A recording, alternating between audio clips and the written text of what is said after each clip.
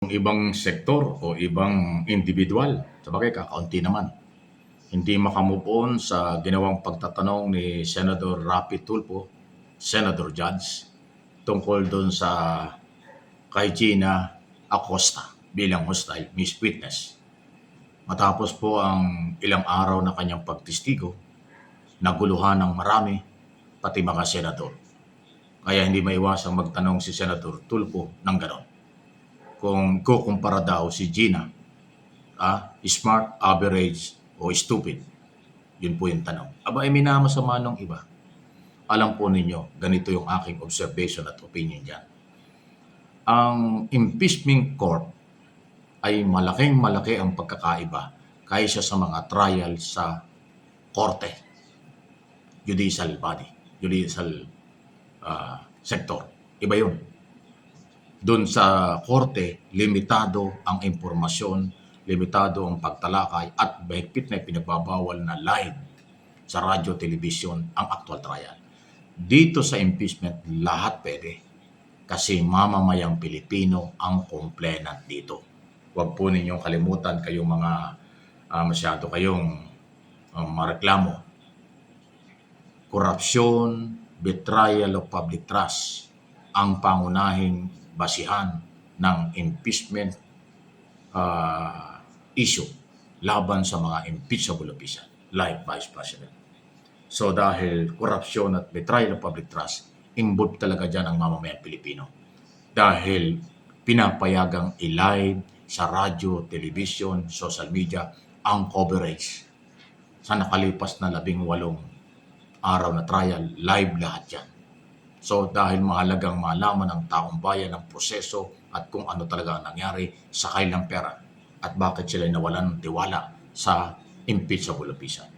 Kaya yung ganyang klaseng pagtatanong na ginawa ni Senator Tulfo, Rapi Tulfo, yan po ay tama lang para sa aking pananaw at opinion.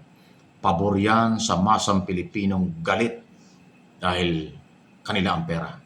Galit dahil nawalan ng tiwala sa pansamantalang pinagkalooban ng kapangyarihan sa ating gobyerno. Kaya tama lang doon sa naging sagot at pahayag ni Gina Acosta, siya naman ay pinamili. Smart, matalino, average o stupid. Sinabi niya average. So, may talino siya. Kaya lang, yung pagiging average niya doon sa pinagpilian niya, mukhang hindi nakita.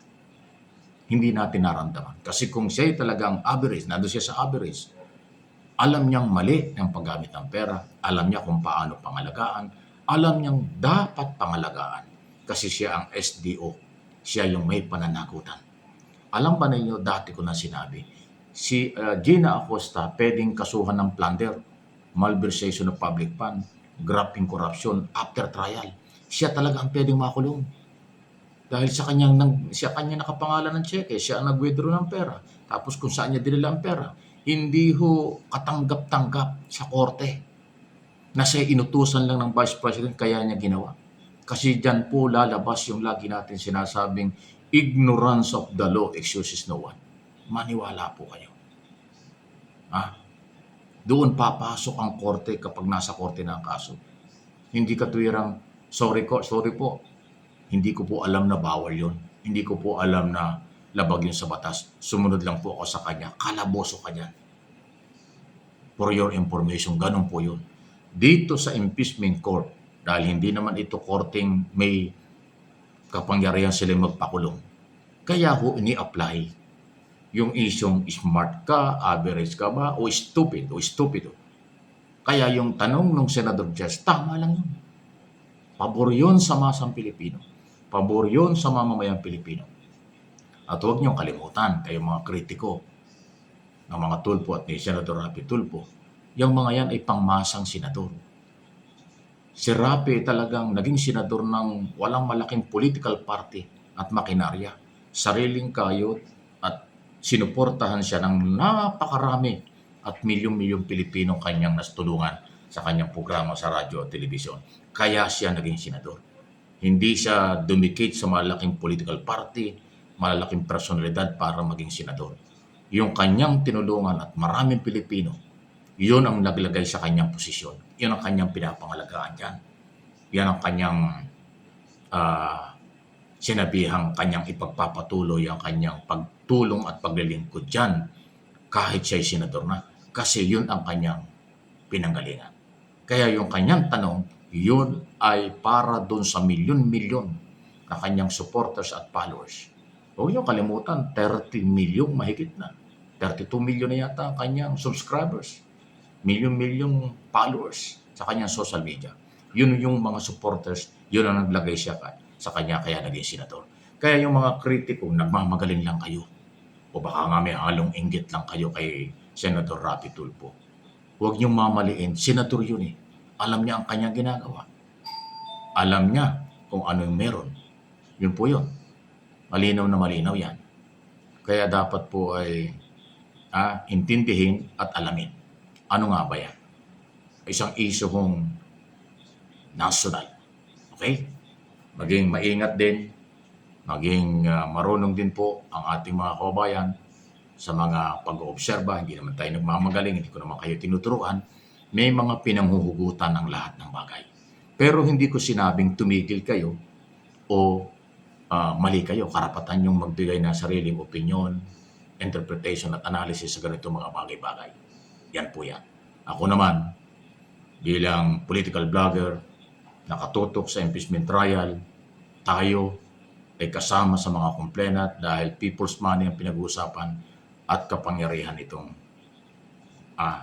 parang betrayal of public trust. Kaya ating naipapaliwanag na gano'n. Hindi ang ibig sabihin dito ay may kampihan. Yung katotohanan na hinahanap, mahalaga yun.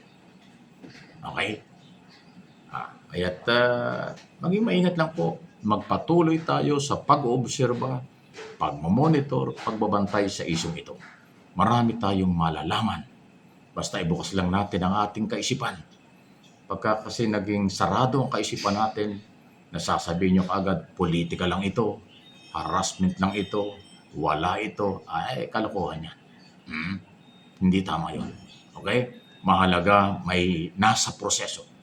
Yung impeachment trial, bahagi ng proseso sa paghahanap ng katotohanan. Kaya kung ano ang mga tanong ng judge na sa tingin nila tama, wala tayong magagawa. Senator judge yun eh. O bakit pagka yung mga identify na posibleng pro-Duterte, pag ang mga tanong nila at ang kanilang ginagawa ay parang defense counsel, bakit wala kayo sinasabi? Tahimik kayo. Ano yun? Di ba? Kaya may mga ganyang sitwasyon kailangan ay naipapaliwanag at inaalam nating lahat. Please like, share, subscribe, and follow.